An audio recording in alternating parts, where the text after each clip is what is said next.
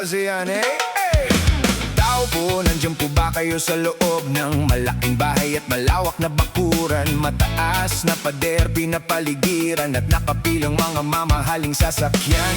Mga bantay na laging bulong ng bulong, wala namang kasal pero marami ang nakabarong. Lumakas man ang ulan ay walang butas ang bubong. Mga plato't kutsara na hindi kilala ang tutong. At ang kanin ay simputi ng gatas na nasa kahon. At kahit na hindi Pasko sa lamesa ay may hamon. Sarap sigurong manirahan sa bahay na ganyan. Sabi pa nila ay dito mo rin matatagpuan ang tao na nagmamay-ari ng isang upuan na pag may pagkakatao'y pinag-aagawan. Kaya naman hindi niya pinakakawalan. Kung makikita ko lamang siya ay aking sisigawan.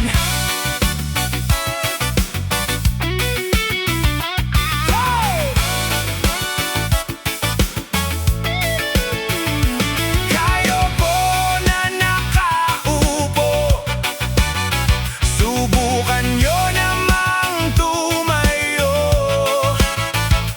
At baka matanaw ninyo ang tunay na kalagayan ko. Yeah!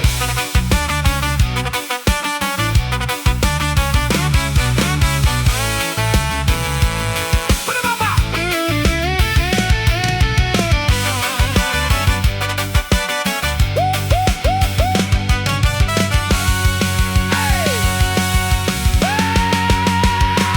Mawalang galang na po sa taong nakaupo. Alam nyo bang pantakal ng bigas namin ay di puno? Ang dingding ng bahay namin ay pinagtagpi-tagping yero. Sa gabi sobrang init na tumutunaw ng yelo na di kayang bilhin upang ilagay sa inumin. Pinakulong tubig sa lumang takuring uling-uling. Gamit ang panggatong na inanod lamang sa estero na nagsisilbing kusina sa umaga. Yaming banyo ang aking inay na may kayaman. Ang isang kaldero na nagagamit lang pag ang aking ama ay sumweldo. Pero kulang na kulang pa rin, ulam na tuyot tasin. Ang 50 pesos sa magapoy pagkakasyahin. Di ko alam kung talagang maraming harang o mataas lang ang bako doon. Nagbubulag-bulagan lamang po kayo kahit sa dami ng pera nyo.